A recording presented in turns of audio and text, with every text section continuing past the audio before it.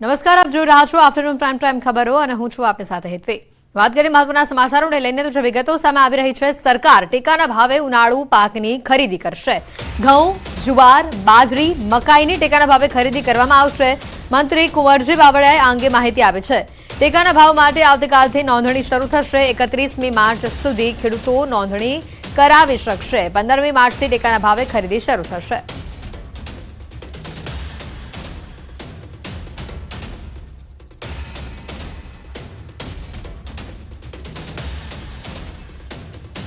રાજ્યમાં ખેડૂતોને તેઓના પાકના પોષણક્ષમ પૂરતા ભાવ મળી રહે તે માટે રવિ માર્કેટિંગ માટે આ સિઝનમાં એટલે ચાલુ વર્ષ 2024-25માં રાજ્ય સરકાર દ્વારા લઘુત્તમ ટેકાના ભાવે ઘઉં, ઉનાળુ બાજરી અને મકાઈ, જુવાર વગેરે ખરીદી અમારું ગુજરાત રાજ્ય નાગરિક પુરવઠા નિગમ એટલે અમારા નિગમ મારફતે ગાંધીનગર ખાતેથી એટલે અમે ખરીદવા માટેની આજે આપણે જાહેરાત કરીએ છીએ।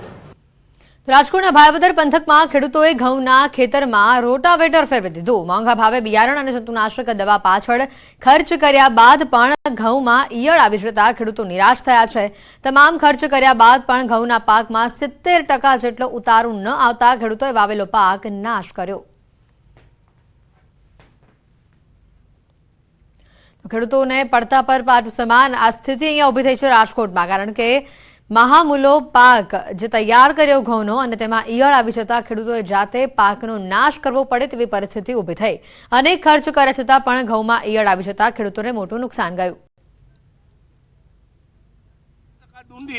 આની અંદર ઈયળ આવી ગઈ છે એટલે આ નાશ થાય એમ છે, તો એક ખાંડી વીકે ન થાય તો આજે 400 રૂપિયાનો ભાવ ગણી તો 20 ચોક 80 8,000 રૂપિયા ખેડૂતને મળે તો અમે હજી આમાં ખાતર નાખવું અને કાઢવાના 700 રૂપિયા હાર્વેસ્ટર વાળાને દેવા, આ મજૂરી કરી ગોંડલ માર્કેટ યાર્ડમાં મરચાની મબલક આવક નોંધાઈ છે। ગોંડલ માર્કેટ યાર્ડમાં મરચાની 65,000 બોરીની આવક શરૂ થઈ છે। જામનગર, રાજકોટ, જૂનાગઢ, પોરબંદર સહિત સૌરાષ્ટ્રભરમાંથી ખેડૂતો મરચાનું વેચાણ કરવા માટે આવ્યા હતા। સમગ્ર સૌરાષ્ટ્ર પંથકમાંથી મરચાના વેચાણ માટે 1600થી પણ વધુ વાહનો આવી પહોંચ્યા, જેથી 5 થી 6 કિલોમીટર લાંબી લાઇન પણ જોવા મળી। ગોંડલ માર્કેટ યાર્ડમાં એક જ દિવસમાં મરચાની 65,000 ભારીની આવક થઈ છે। યાર્ડમાં મરચાની હરાજીમાં મરચાના 20 કિલોના ભાવ રૂપિયા 1 થી 4,000 સુધીના બોલાયા હતા।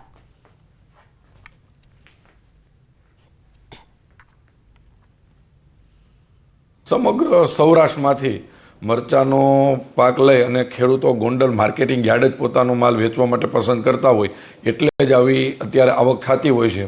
અને આજે મરચાનો ભાવ 1,000 રૂપિયાથી લઈ અને 4,000 રૂપિયા સુધીની મરચાનો ભાવ જતો હતો। વડોદરામાં ચોમાસા પહેલા જ ભૂવારાજ સામે આવ્યું છે। શહેરના ફતેગંજ વિસ્તારમાં જ ભૂવો પડી ગયો છે। શહેરમાં 24 કલાકમાં ભૂવો પડવાની આ બીજી ઘટના સામે આવી છે।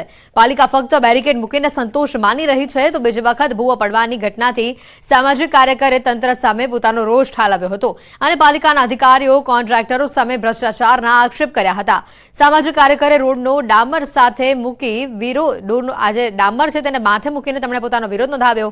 કોન્ટ્રાક્ટરો સામે કડક પગલાં ભરવાની પણ તેઓએ માંગ કરી।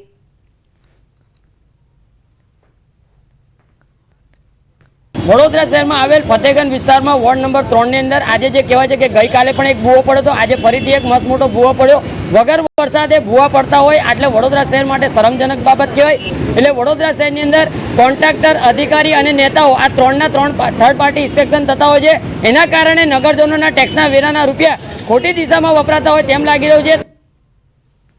તો રાજ્યમાં આગામી 5 દિવસ તાપમાન યથાવત રહેશે। હવામાન વિભાગે આ અંગે આગાહી કરી દીધી છે। લઘુત્તમ તાપમાનમાં 1 થી 2 ડિગ્રીનો વધારો થઈ શકે છે। અમદાવાદમાં વાદળછાયું વાતાવરણ રહેશે। હાલ વરસાદની સંભાવના નહીવત છે।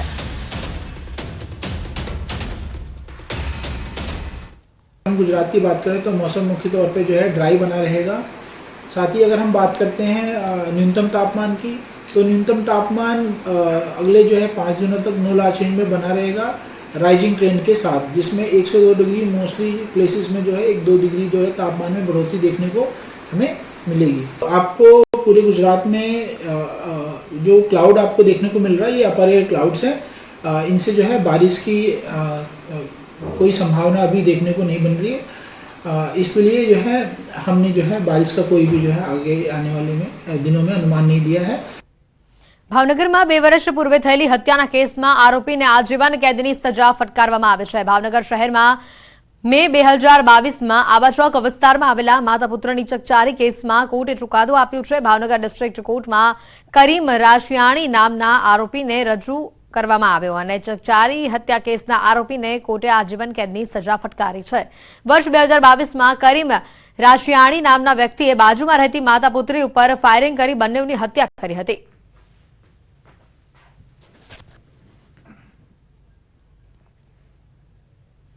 તો આ તરફ વાપીના ટ્રાન્સપોર્ટર પાસેથી 10 લાખની ખંડણીની માંગ કરવામાં આવે છે। વાપીના ટ્રાન્સપોર્ટરને દમણથી ધમકી અપાઈ છે। ટ્રાન્સપોર્ટરે ધમકીને ગંભીરતાથી ન લેતા મોડી રાત્રે હથિયારો સાથે અસામાજિક તત્વો ટ્રાન્સપોર્ટરના ઘરે પહોંચ્યા હતા। સમગ્ર ઘટના સીસીટીવીમાં કેદ થઈ છે। હથિયારોની સાથે કેટલાક અસામાજિક તત્વો ઘર સુધી આવી જતા વાપી ટાઉન પોલીસ સ્ટેશનમાં સમગ્ર મામલે ફરિયાદ નોંધાવાઈ છે। સીસીટીવી તથા ટ્રાન્સપોર્ટરના નિવેદનના આધારે પોલીસે સમગ્ર મામલે વધુ તપાસ હાથ ધરી છે। મહુવા આરએફઓની સરકારી ગાડીનો વિડીયો વાયરલ થયો છે। સલૂન સંચાલકે આરએફઓની ગાડી પાસે રીલ બનાવી છે। સોશિયલ મીડિયામાં આ વાયરલ વિડીયો હાલ થઈ રહ્યો છે। ફોરેસ્ટ અધિકારી આશાબેન ચૌધરીની સરકારી બીકોન લાઇટવાળી ગાડીનો આ રીલનો વિડીયો જે છે તે સામે આવી રહ્યો છે। આરએફઓ આશાબેન ચૌધરીને આપેલ સરકારી વાહનનો ઉપયોગ મોટાભાગે ખાનગી કામમાં થતો હોવાની હકીકત જાણવા મળી રહી છે।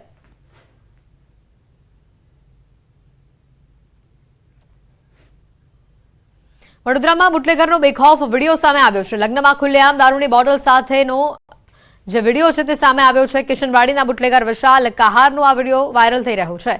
કાયદા વ્યવસ્થાના ધજાગરા ઉડાડતો આ વિડીયો છે। વિડીયો હાલ વાયરલ થતા પોલીસે સમગ્ર મામલે કાર્યવાહી હાથ ધરી છે। પોલીસે બુટલેગરની અટકાયત પણ કરી લીધી છે।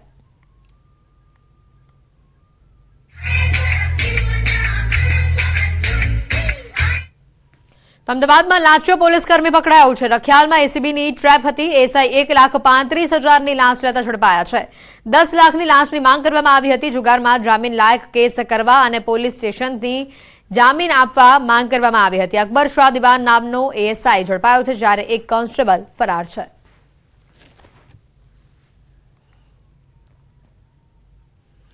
તો આ તરફ આણંદના પીપળી ગામમાં મોડી રાત્રે હોબાળો થયો। વરઘોડામાં ડીજે બગાડવાની બાબતે ચકમક થઈ। વરરાજાને માર મારતા વાતાવરણ ડહોળાયું હતું। બોરસદના પીપળી ગામમાં લગ્નના વરઘોડા સમયે હોબાળો થયો હતો।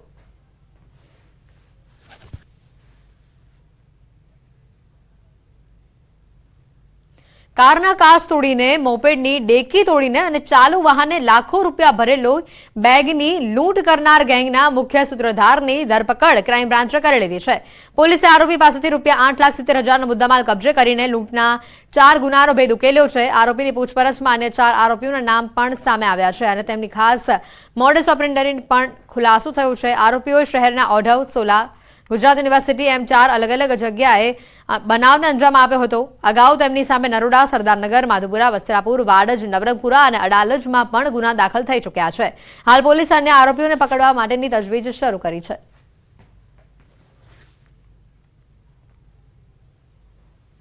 આ લોકો જાહેર જગ્યાઓ હોય જ્યાં આંગળીયા પેઢી હોય અને ત્યાં આગળ રેખી કરતા હતા અને જ્યાં આંગળીયા પેઢીની આજુબાજુ કોઈ વાહન પડેલ હોય જેમાં પૈસા મૂકવામાં આવેલા હોય તો તેઓની 4 વ્હીલ ગાડીના કાચ તોડીને મોપેડની ડેકીમાંથી અને ચાલુ વાહને ટક્કર મારીને અને કેમ એક્સિડન્ટ કરેલ છે એ રીતના એવા ઝઘડા કરીને એટલે સામેવાળી વ્યક્તિની નજર ચૂકવીને આ લોકોએ બેગ લિફ્ટિંગ કરવામાં કરેલ હતી।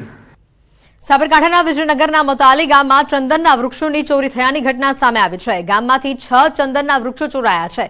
રાત્રે સમયે ગામમાં આવેલા 14 વર્ષ જૂના ચંદનના વૃક્ષો કટર વડે કાપી તસ્કરો પલાયન થયા હતા। સમગ્ર મામલે વિજયનગર પોલીસે તપાસ હાથ ધરી છે।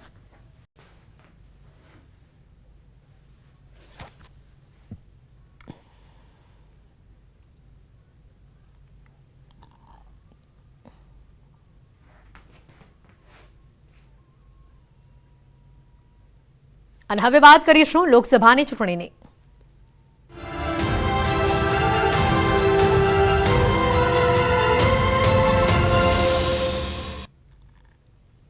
લોકસભાની ચૂંટણીને લઈને પ્રદેશ ભાજપ એક્શન મોડમાં જોવા મળી રહ્યું છે. ભાજપે સેન્સની પ્રક્રિયા શરૂ કરી દીધી છે. રાજકોટમાં પ્રદેશ કાર્યાલય પર સેન્સની પ્રક્રિયા હાથ ધરવામાં આવી. પીએમના પ્રવાસ બાદ સેન્સની પ્રક્રિયા શરૂ કરવામાં આવી છે. દાવેદારો સમર્થકો સાથે સેન્સ પ્રક્રિયા હાથ ધરવામાં આવી છે અને આ પ્રક્રિયામાં તેઓ મોટી સંખ્યામાં જોડાશે. રાજ્યસભાના સાંસદ મયંક નાયક સેન્સ લેવા રાજકોટ ખાતે પહોંચશે. પક્ષપંચ મોરચા મયંક નાયકનું સ્વાગત કરશે. રાજકોટ કમલમ કાર્યાલય ખાતે ચૂંટણીના ઢોલ ઢબુક્યા છે. લોકસભા ચૂંટણી પહેલા ભાજપ કાર્યાલય ખાતે ઢોલ વગાડવામાં આવ્યા. ભારતીય જનતા પાર્ટી ગુજરાતે 26 અને 27 બે તારીખ નિશ્ચિત કરી છે અને મોટા ભાગના લોકસભા વિસ્તારમાં આજના જ દિવસે અપેક્ષિત લોકો પાસેથી ઉમેદવાર વિશે આગામી ચૂંટણી માટે સેન્સ લેવામાં આવશે. બહુ ઉચ્ચ કક્ષાએ છે. હું તો પ્રકાશ સોની તરીકે આ શહેરના પ્રભારી તરીકે એટલું કહું કે ત્યાંથી જે નિર્ણય આવશે એને બધા જ કાર્યકર્તાઓ ઢોલ વગાડીને વધાવી લેશે. લોકસભા ચૂંટણી પહેલા કોંગ્રેસે ઝટકો લાગ્યો છે. મોરબી કોંગ્રેસમાં રાજીનામાનો દોર સામે આવ્યો છે. મહામંત્રી શહેર કોંગ્રેસ પ્રમુખ ચેતન એરવાડિયાનું રાજીનામું સામે આવ્યું. અગાઉ પૂર્વ પ્રમુખ જયંતિ પટેલે રાજીનામું આપ્યું હતું. ચેતન એરવાડિયા, અશ્વિન વિડજા, પ્રકાશ બાવરવાનું પણ રાજીનામું આવ્યું છે. સામે કિશોર ચીખલિયા ભાજપમાં જોડાયા હતા.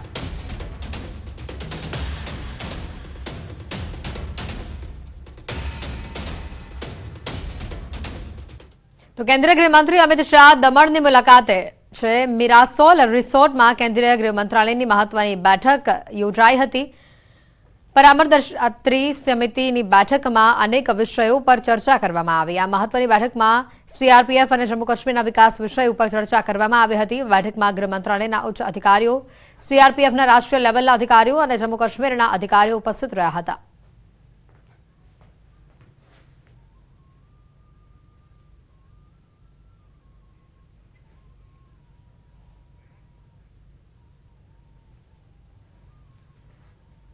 કેન્દ્રીય ગૃહમંત્રી અમિત શાહનો સંપ્રદેશ દમણ અને દાદરાનગર હવેલીની મુલાકાતનો આજે બીજો દિવસ છે. બીજા દિવસે સવારે જ તેઓએ સંપ્રદેશ દમણના જાણીતા મિરાસોલ રિસોર્ટમાં ગૃહ મંત્રાલયની એક મહત્વની બેઠકમાં હાજરી આપી હતી. આપ જોઈ શકો છો અહીંયા આગળ દમણના મિરાસોલ રિસોર્ટની અંદર ગૃહમંત્રીની હાજરીમાં ગૃહ મંત્રાલયની સંસદીય પરામર્શદાત્રી સમિતિની બેઠક યોજાઈ હતી. આ બેઠકની અંદર કેન્દ્રીય સશસ્ત્ર પોલીસ બળ એટલે કે સીઆરપીએફ અને જમ્મુ કાશ્મીરના વિકાસ વિષય પર છે અહીંયા આગળ ચર્ચા કરવામાં આવી હતી. આ સમિતિના જે સભ્ય સાંસદો છે, સાથે જ કેન્દ્રના જે સીઆરપીએફના રાષ્ટ્રીય લેવલના જે ઉચ્ચ અધિકારીઓ છે તેમની સાથે સાથે જમ્મુ કાશ્મીરના આ સમિતિના ઉચ્ચ અધિકારીઓ અને સભ્ય સાંસદો પણ ઉપસ્થિત રહ્યા હતા. આમ 2 દિવસ તેઓએ સંપ્રદેશ દાદરાનગર હવેલી અને દમણની મુલાકાતે હતા. ગઈકાલે તેઓએ દમણમાં આગમન બાદ છે તેમનો એક રોડ શો યોજાયો હતો. રાત્રિ રોકાણ પણ દમણના આરે મિરાસોલ રિસોર્ટમાં કર્યું હતું અને ત્યારબાદ તેઓ આજે બીજા દિવસે છે અહીંયા આગળ ગૃહ મંત્રાલયની આ મહત્વની બેઠક પર હાજરી આપી હતી ને બપોર બાદ તેઓ છે જે સંપ્રદેશ દાદરાનગર હવેલીના સાયલીની અંદર ક્રિકેટ ગ્રાઉન્ડની અંદર છે લાભાર્થી સંમેલનને પણ સંબોધિત કરવા જઈ રહ્યા છે. આમ દમણના મિરાસોલ રિસોર્ટમાં ગૃહ મંત્રાલયની મહત્વની બેઠક યોજાઈ હતી અને ગૃહમંત્રીની અહીંયાની મુલાકાતને લઈને સમગ્ર વિસ્તારને અભેદ સુરક્ષામાં ફેરવી દેવામાં આવ્યો હતો. પરચી વાડેર, news and Gujarati, Daman. PM Modi 12 માર્ચે ફરી આવી શકે છે ગુજરાત. નવીનીકરણ થયેલા ગાંધી આશ્રમનું તેઓ લોકાર્પણ કરી શકે છે. સૂત્રો દ્વારા મળતી માહિતી અનુસાર પીએમ ગુજરાત આવી શકે છે. પીએમ મોદી અમદાવાદ આવે તેવી પણ શક્યતા છે. ગાંધી આશ્રમનું 1200 કરોડના ખર્ચે નવીનીકરણ થશે. આશ્રમના 300 જેટલા મકાનને હેરિટેજનું સ્થાન અપાશે. આશ્રમને મૂળ સ્થિતિમાં જાળવી વર્લ્ડ ક્લાસ બનાવાશે. હાલના આશ્રમવાસીને બહારના ભાગે ટેનામેન્ટ ફળવાઈ ચૂક્યા છે. ગાંધી સંશોધન અને વિકાસ વિસ્તાર માટે નવો વિભાગ શરૂ થશે. હાલનો રસ્તો બંધ કરાયો છે, ત્યાં વોકવે બનાવવામાં આવશે.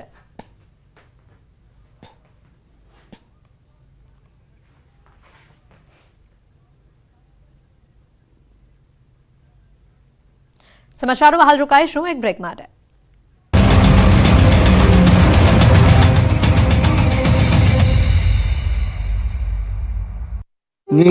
નામ ન આવતા અગરિયાઓની રોજીરોટી છીનવાઈ ગઈ, જેને લઈને અગરિયાઓ સાતલપુરમાં વિરોધ પ્રદર્શન કરી રહ્યા છે. તંત્ર દ્વારા સત્વરે ન્યાય આપે અને રણમાં 10 એકર વિસ્તારમાં મીઠું પકાવવાની મંજૂરી આપવામાં આવે તેવી માંગ કરી રહ્યા છે. માંગ નહીં સ્વીકારાય તો ચૂંટણી બહિષ્કાર કરશે અગરિયાઓ. અગરિયાઓનું કહેવું છે કે કોઈ પણ અધિકારીઓ મુલાકાત માટે નથી આવ્યા. આ રણમાં જવા દેવાની માંગ છે. ઉપવાસ પર બેઠાને 4 દિવસ થવા છતાં નથી કોઈ રાજકીય નેતાએ મુલાકાત લીધી કે ન તો કોઈ અધિકારી દ્વારા મુલાકાત કરાઈ. જૂનાગઢના ગિરનાર પરની દુકાનો 4 દિવસે ખુલી, વેપારીઓની હડતાલનો અંત આવ્યો. જૂનાગઢમાં ગિરનાર પર 4 દિવસે દુકાનો ખુલી. 4 દિવસથી બંધ દુકાનો ખુલતા ભક્તોએ રાહતનો શ્વાસ લીધો. ગિરનાર પર પ્લાસ્ટિક પર પ્રતિબંધ લઈને વેપારીઓ વિરોધ પ્રદર્શન કરી રહ્યા હતા. પાણીની બોટલ વેચવા પર રોક લગાવવા વેપારીઓએ ગિરનારની સીડીઓ પર દુકાનો બંધ રાખી હતી. 4 દિવસથી દુકાનો બંધ રાખીને વેપારીઓ હડતાલ પર ઉતર્યા હતા, પરંતુ તંત્રે વેપારીઓની વાત માની લીધા જૂનાગઢના ગિરનાર પર છેલ્લા કેટલાક દિવસોથી ચાલી રહેલી વેપારીઓની હડતાલ સમેટાઈ. તંત્ર અને વેપારીઓ વચ્ચે ચાલતા ઘર્ષણનો આજે અંત આવ્યો. પાણીના કેરબા શક્ય ન હોવાથી ટેટ્રાપેકમાં પાણી વેચવાનો વિકલ્પ વેપારીઓને તંત્રે સ્વીકાર્યો. 4 દિવસ બાદ ગિરનારની સીડીઓ પર દુકાનો ફરી શરૂ થઈ. હજુ આગામી દિવસોમાં સીડી પર અને પર્વત પર સફાઈ કર્મીઓ ફાળવવા વેપારીઓ દ્વારા કરવામાં આવશે રજૂઆત. પ્રધાનમંત્રી નરેન્દ્ર મોદીએ આજે દ્વારકામાં વિવિધ વિકાસની ભેટ તો આપી, સાથે દરિયામાં ડૂબકી લગાવી દરિયામાં ડૂબેલી સોનાની કૃષ્ણનગરી નિહાળી. પ્રધાનમંત્રી મોદીએ દ્વારકાને દરિયામાં શ્રદ્ધાથી ડૂબકી લગાવી. તેઓ દરિયામાં ડૂબેલી અદ્ભુત કૃષ્ણનગરીના દર્શન કર્યા. પીએમ મોદી વિવિધ લોકાર્પણ કાર્યક્રમ પૂર્ણ કરી દ્વારકાના પંચકુઈ બીચ પાસે તેઓ ભગવા વસ્ત્રોમાં પહોંચ્યા અને કમર મોરપીંછ ખોસીને પાણીમાં ઉતર્યા. વડાપ્રધાન નરેન્દ્ર મોદીએ સ્કુબા ડાઇવિંગની મજા માણી. દરિયામાં પેટાળમાં પહોંચ્યા. ભગવાન કૃષ્ણની મૂળ દ્વારિકા નગરી કે જે સોનાની હતી તેને દરિયામાં નિહાળી. નરેન્દ્ર મોદીએ દરિયાની અંદર પહોંચી ડૂબેલી દ્વારકા નગરીના દર્શન કર્યા. દરિયામાં ડૂબેલી પ્રાચીન દ્વારકાના પીએમ મોદીએ સાક્ષાત દર્શન કર્યા. પ્રધાનમંત્રી નરેન્દ્ર મોદીએ દરિયામાં સોનાની દ્વારકાના અવશેષો પોતાની નજરે નિહાળ્યા. પંચકુઈ પાસે કમરે મોરપીંછ ખોસીને ભગવા વસ્ત્રોમાં મોદી દરિયામાં ઊંડે સુધી ગયા હતા. બાદમાં તેમણે પહેલા મોરપીંછથી ભગવાનના ઓવરણા લીધા હતા. ભગવાને તેમને દ્વારકા નગરીને મોરપીંછ અર્પણ કરીને તેના 2 હાથ જોડીને દર્શન કર્યા. પીએમ મોદી લગભગ 15 મિનિટ સુધી દરિયાની અંદર પાણીમાં રહ્યા હતા અને કૃષ્ણની ભક્તિમાં લીન થઈ ગયા. ધ્યાન મુદ્રામાં બેસી ભક્તિમાં ઓળઘોળ થયા. બાદમાં સમુદ્રમાંથી બહાર નીકળ્યા. બહાર નીકળી પીએમ મોદીએ પહેલો શબ્દ બોલ્યા હતા કે સાહસથી વધુ મારી શ્રદ્ધા છે, એટલે હું ડૂબકી મારવા ગયો. તો દ્વારકામાં જનસભાને સંબોધતી વખતે પણ મોદીએ સ્કુબા ડાઇવિંગનો ઉલ્લેખ કર્યો. સમુદ્રની અંદર જઈ પ્રાચીન દ્વારકા જોઈ ધન્યતા અનુભવી.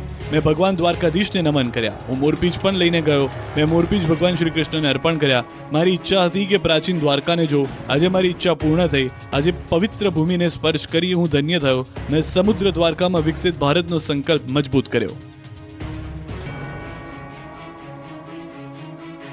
પ્રધાનમંત્રી મોદીએ કૃષ્ણનગરી દ્વારકાની મુલાકાત લીધી. એક જ દિવસમાં દ્વારકાવાસીઓને કરોડો રૂપિયાના વિકાસ કામોની ભેટ આપી. પ્રધાનમંત્રી મોદીએ વહેલી સવારે કૃષ્ણનગરી દ્વારકા પહોંચી ગયા અને નાનકડો રોડ શો કરી દ્વારકાધીશના મંદિરે પહોંચ્યા અને મંદિરમાં દર્શન કરી વિશેષ પૂજા અર્ચના કરી.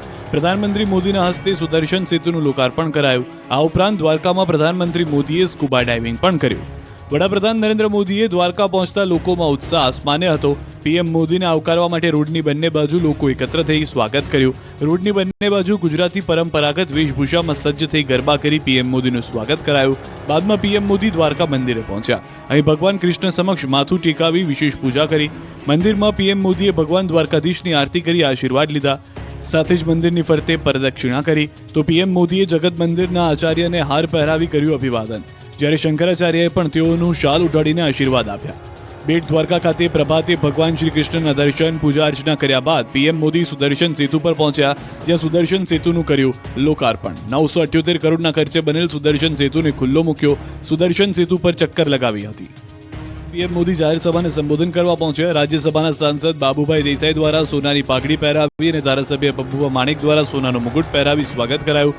પ્રધાનમંત્રી નરેન્દ્ર મોદીના હસ્તે 4000 કરોડથી વધુના કુલ 11 વિકાસ પ્રકલ્પોનું લોકાર્પણ અને ખાતમુહૂર્ત કરવામાં આવ્યું. દ્વારકામાં પ્રધાનમંત્રી નરેન્દ્ર મોદીએ કોંગ્રેસને આડે હાથ લીધી.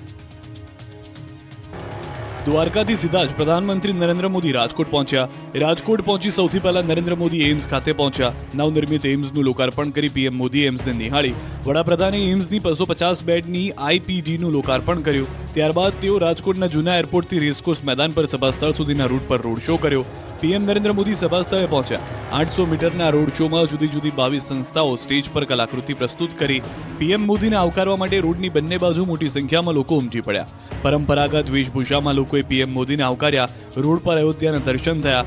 બાળકો શ્રીરામ, લક્ષ્મણ અને સીતાના વેશભૂષામાં પહોંચ્યા. તો દાઉદી વોરા સમાજે પણ મોદીનું સ્વાગત કર્યું. લોકોએ ફૂલોનો વરસાદ વરસાવ્યો. પીએમ મોદીએ ખુલ્લી જીપમાં સવારી કરી લોકો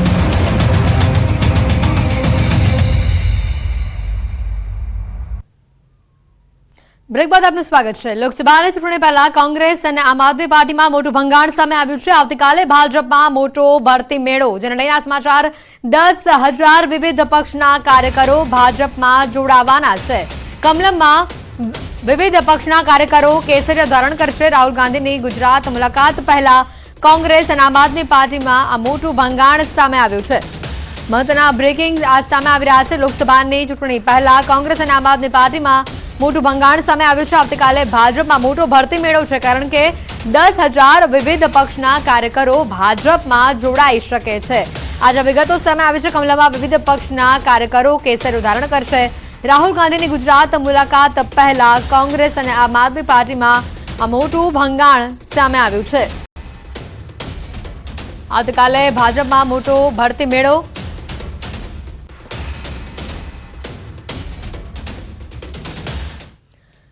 લોકસભાની ચૂંટણીનું કાઉન્ટડાઉન શરૂ થયું છે। પાટણમાં આવતીકાલે સેન્સ પ્રક્રિયા લેવામાં આવશે। આવતીકાલે સવારથી સેન્સ પ્રક્રિયા શરૂ થશે। પ્રદેશ ભાજપના મંત્રી, પૂર્વ મંત્રી તેમજ મહિલા મોરચાના પદાધિકારીની અધ્યક્ષતામાં સેન્સ પ્રક્રિયા હાથ ધરાશે।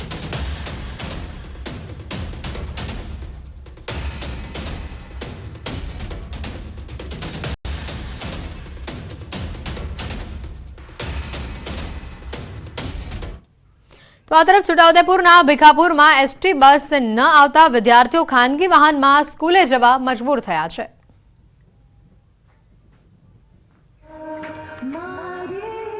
તો આજે ઘટના વિદેશોના કાર્યક્રમને જોઈને લોકો મંત્રમુગ્ધ થયા।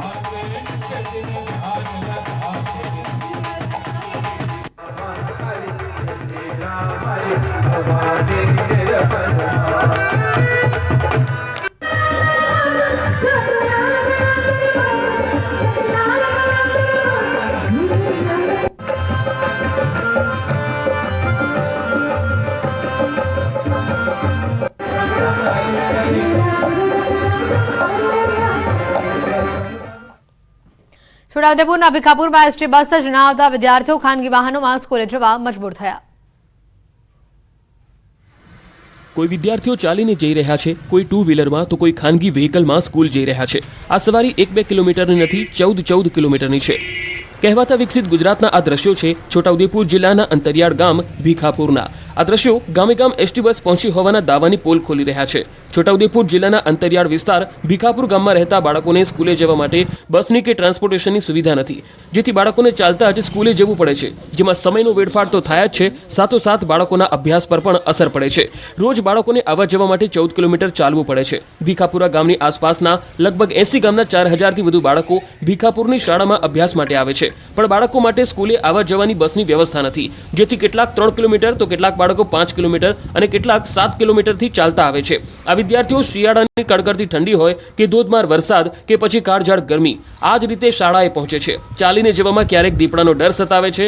જે ખાનગી વાહનો ચાલે છે તેમાં ઘેટા બકરાની માફક બાળકોને બેસાડવામાં આવે છે, એટલે વાલીઓ જીવના જોખમે ખાનગી વાહનોમાં મોકલવાને બદલે ચાલીને જ મોકલે છે। આ અંગે અનેકવાર રજૂઆત કરવા છતાં તંત્રને આ ગામના વિદ્યાર્થીઓની વેદના સાંભળવાનો સમય નથી, ત્યારે હવે સરકાર જ તેમના બાળકોની ચિંતા કરી બસની સુવિધા કરી આપે તેવી માંગ શિક્ષકો અને વાલીઓ તેમજ બાળકો કરી રહ્યા છે। સાબરકાંઠામાં 5 વર્ષથી ગોકળ ગાયની ગતિએ ચાલી રહ્યું છે બ્રિજનું કામ। વાહન ચાલકોની મુશ્કેલી વધી। સાબરકાંઠામાંથી પસાર થતો નેશનલ હાઈવે નંબર 48ને 6 લેન બનાવવાનું કામ ચાલી રહ્યું છે। છેલ્લા 5 વર્ષ જેટલો સમય વીતી ચૂક્યો હોવા છતાં કામ પૂરું થયું ન હોવાથી વાહન ચાલકોને ભારે હાલાકીનો સામનો કરવો પડી રહ્યો છે। રસ્તાની ખરાબ હાલત હોવાને કારણે વારંવાર ટ્રાફિક જામની સમસ્યા સર્જાઈ રહી છે। નેશનલ હાઈવે નંબર 48 પર દિલ્હી રાજસ્થાનથી આવતા માઉન્ટ આબુ અંબાજીના પ્રવાસીઓનો ધસારો વધુ છે, જેમને હાલાકીનો સામનો કરવો પડી રહ્યો છે। તો સાથે આસપાસ શાળા કોલેજો હોસ્પિટલ હોવાથી સમસ્યામાં વધારો થયો છે। ટ્રાફિકમાં અનેકવાર એમ્બ્યુલન્સ પણ ફસાઈ જાય છે। જો કોઈ વાહન બગડે કે અકસ્માત સર્જાય તો ભારે ટ્રાફિક જામ થઈ જાય છે, તો કેટલાક વિસ્તારમાં રસ્તો પણ ખખડધજ થયો છે।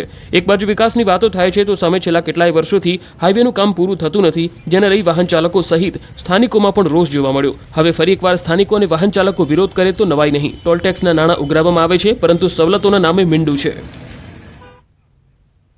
બુલેટિનમાં અત્યારે ફક્ત આટલું જ। રજા આપશો। નમસ્કાર।